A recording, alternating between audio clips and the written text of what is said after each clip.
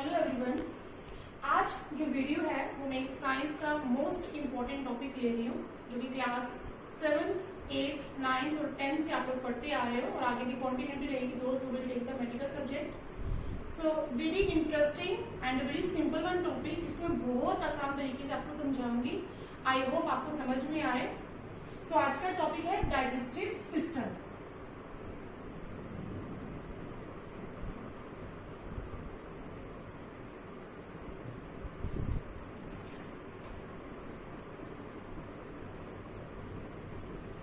Digestive system ये एक ऐसा टॉपिक है, चाहे आप आगे मेडिकल सब्जेक्ट की लाइन में जाओ या फिर आप नॉन मेडिकल चूज करो, ये टॉपिक उतना ही इंपॉर्टेंट है क्योंकि digestive relate to your digestive system.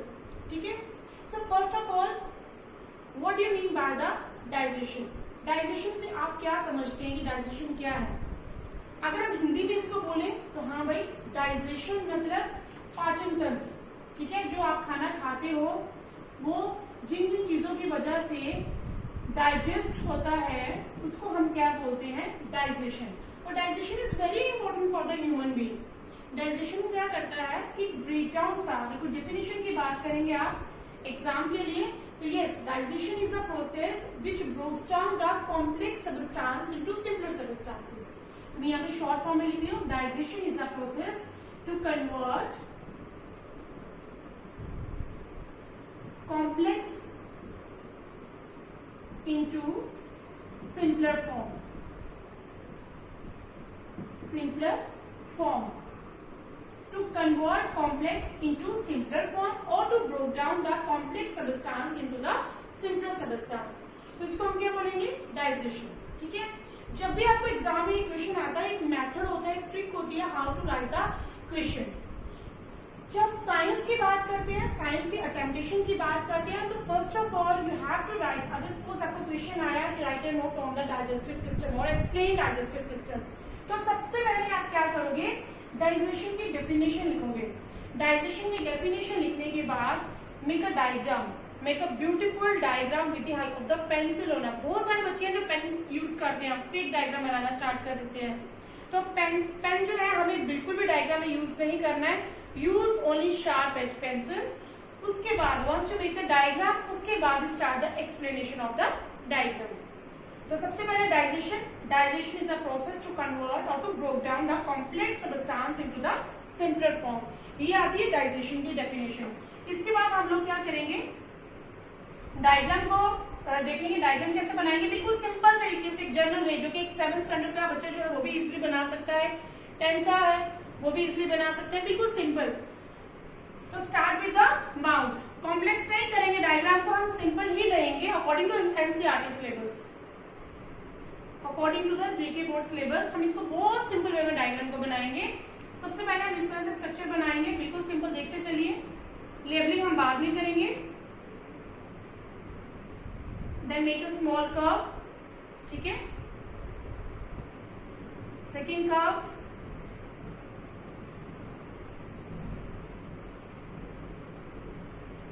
and make a coiled structure.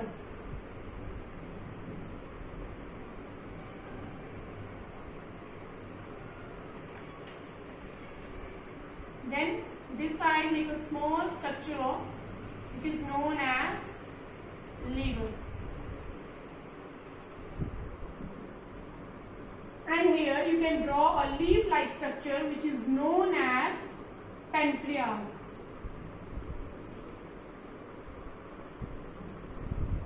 So your small intestine is the longest structure in the digestive system, longest structure.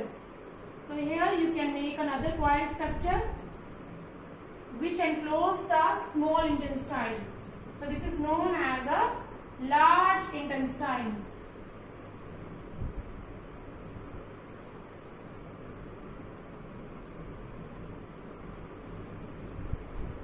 Like this. Okay, now I'm going to start the labeling this diagram. First of all, mouth. Mouth. Second part, esophagus.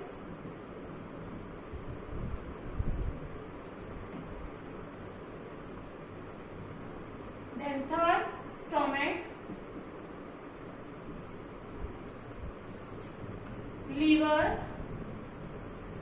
inside the liver, gallbladder,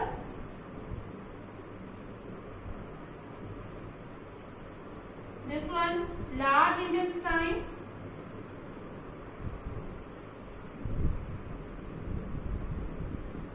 small intestine,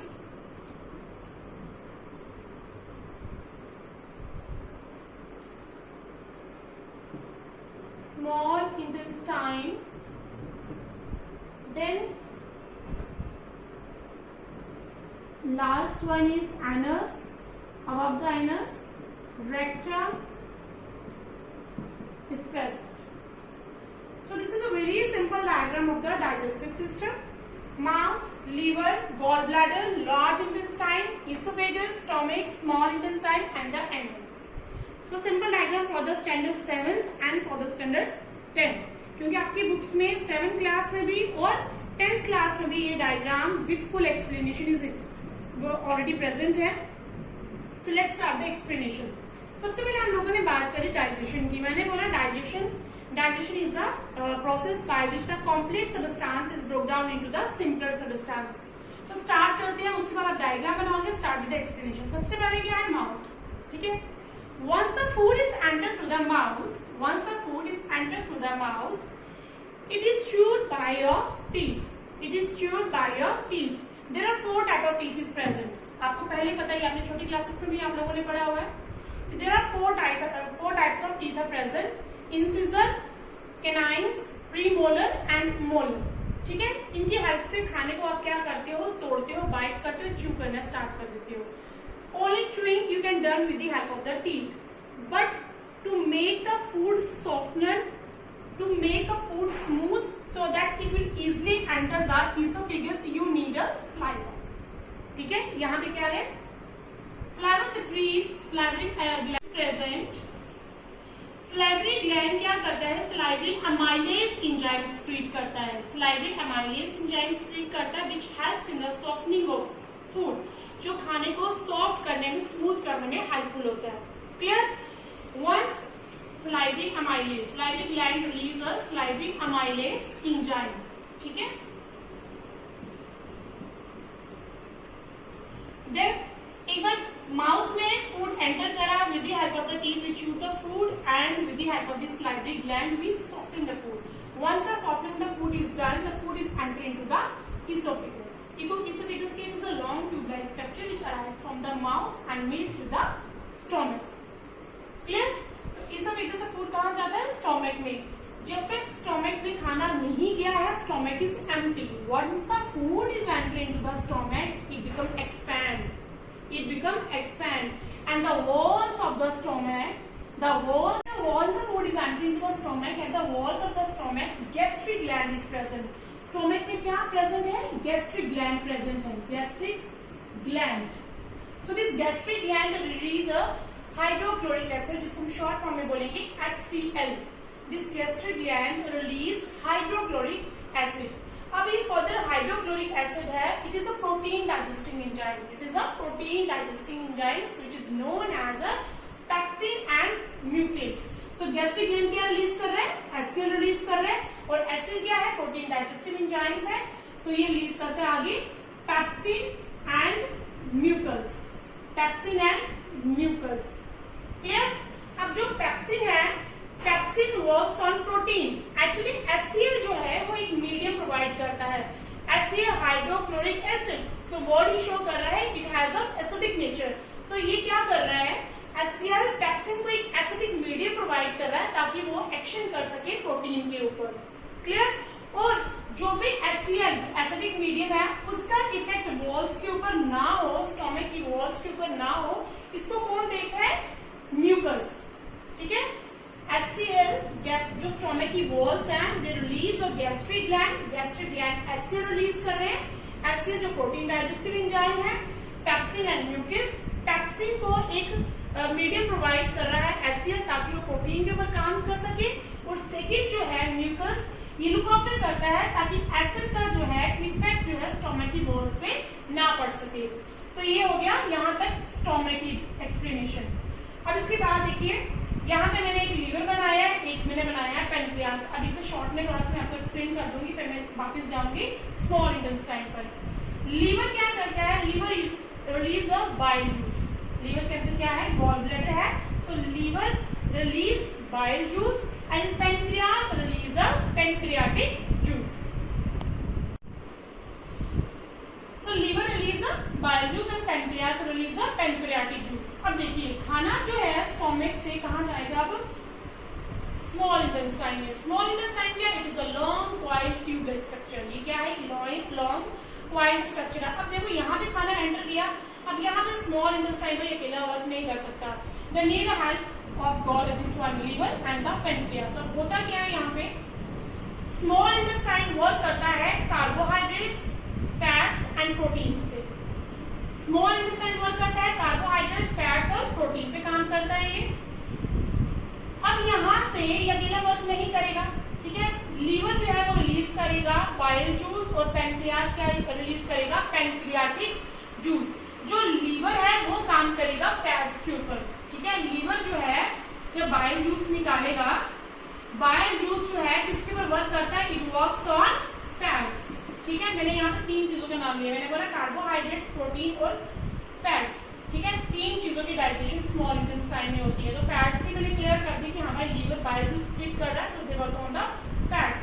अब यहाँ पे pancreas pancreatic juice split कर रहा है, but उसके साथ साथ वो एंजाइम भी रिलीज कर रहा है। There are 2 type of the enzymes known as the trypsin and the lipase. So pancreas, here is the pancreas, pancreas release a trypsin and lipase. अब इसको भी मैं क्लियर कर देती हूँ। जो ट्रिप्सिन है, trypsin works on protein, trypsin works on protein and lipase works on fats, lipase works on fat. So collectively they do the working on the digestion of emulsification of carbohydrates, fats and the protein. Emulsification क्या है कि fat जैसे हमारी body में enter करता है, it appear as a large globules. So liver जो कि बाइल जूस स्प्लिट करता है, it works on that particular large globules and broke down into a smaller globules. जो हमारी बॉडी में फैट को जो है वो डिपॉजिट नहीं होने देता है। क्लियर? सो यहाँ पे वर्किंग होगी कार्बोहाइड्रेट्स की, फैट्स के ऊपर और लाइपेज। अब कार्बोहाइड्रेट जब ब्रेक डाउन होता है, इट रिलीज ग्लूकोज। जब फैट जो है वो ब्रेक डाउन होता है, वो फैटी एसिड रिलीज करता है, एंड प्रोटीन जब ब्रेक डाउन होता है, it release a amino acid. Protein break down into amino acids, carbohydrates break down into glucose and fats it break down into a fatty acid. तो यहाँ पे क्या हो गया? इमल्सिफिकेशन होगी एंड जो अनडाइजेस्टेड फूड मटेरियल है from the small intestine it enter into the large intestine. Large intestine क्या करता है? जो अनवांटेड वेस्ट मटेरियल है उसको पास आउट करने में हेल्प करता है। अब जो लास्ट में अनवांटेड वेस्ट मटेरियल निकलता है उसमें भी जो इम्पोर्टेंट कंपोनेंट्स होते हैं या बचे कुछ इम्पोर्टेंट कंपोनेंट्स होते हैं, वो भी क्या करता है? हमारा लार्ज इंटेस्टाइन है, उसकी जो वॉल्स है वो उसको एब्सॉर्ब कर लेती है। और जो टोटली वेस्ट मटेरियल है, our body release the totally waste material through the anus, ठीक है। वो क्या करता है? टोटली वेस्ट मटेरियल को एनस पोर्शन के थ्रू बाहर निकाल देता है। And when the undigested food materials removed from the body we call it as a excretion. So last में कौन सा प्रोसेस हो रहा है? एक्सक्रीशन का प्रोसेस हो रहा है। टोटली वेस्ट मटेरियल हमारी बॉडी से बाहर निकलता है। So this is the overall digestive system. Thank you.